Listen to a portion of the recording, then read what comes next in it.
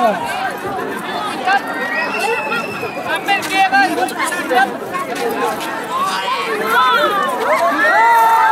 Chào đi chị Đặng.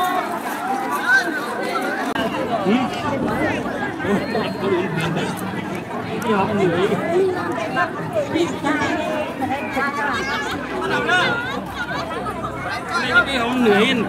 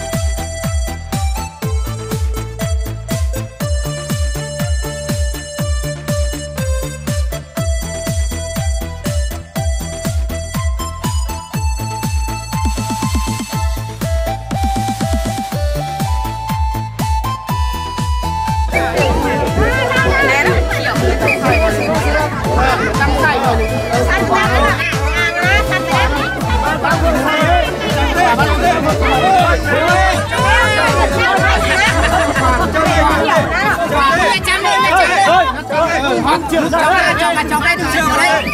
Trong luôn cái nào, trong luôn. Đây đâu, đây đâu. Đi đâu?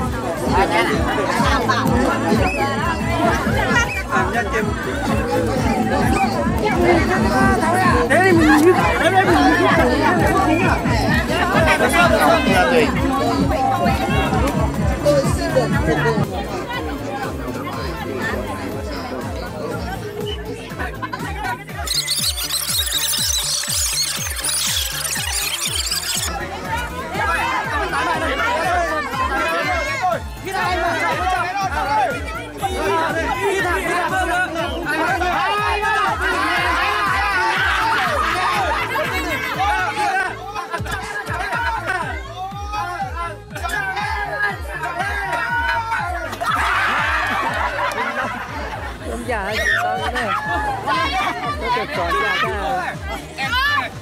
Em để cái này rất thẳng rồi, nhưng mà em thẳng này chỉ thẳng là em này chứ. Cái xưa.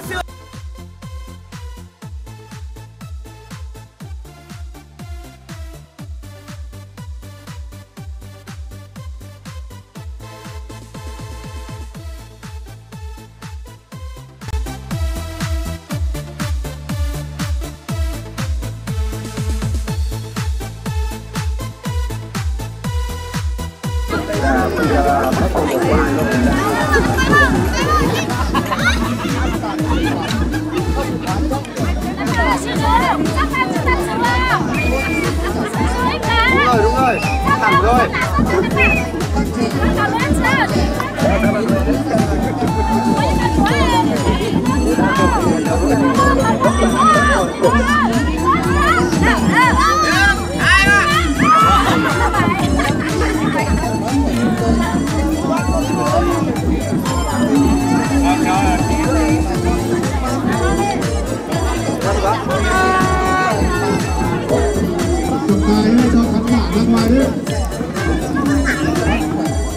Nào, cho khán giả ra ngoài đi ạ.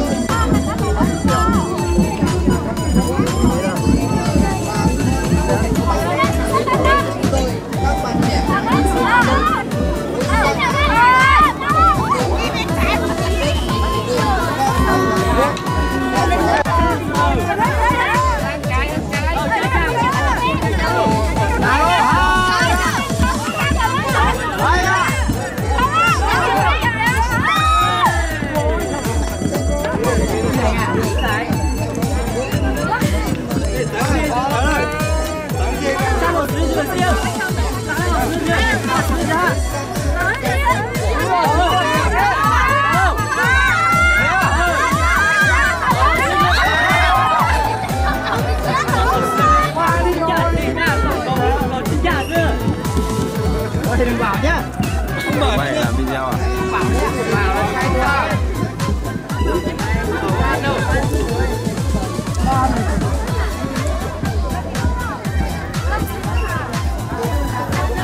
Rồi là tiệt kia nữa.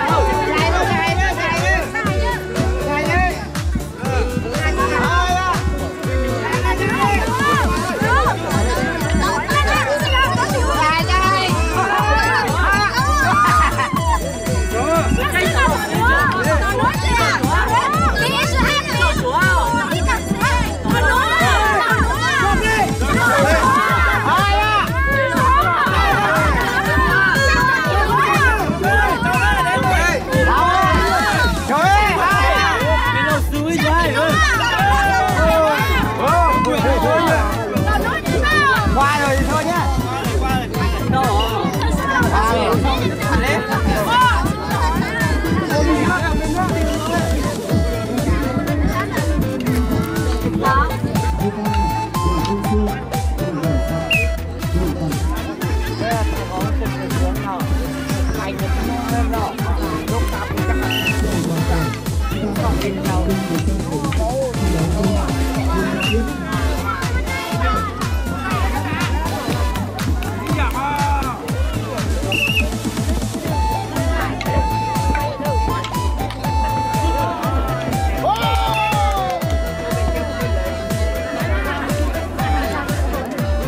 Các bạn bên chúng ta đang dõi theo diễn biến của cầu đây là cầu rất khó.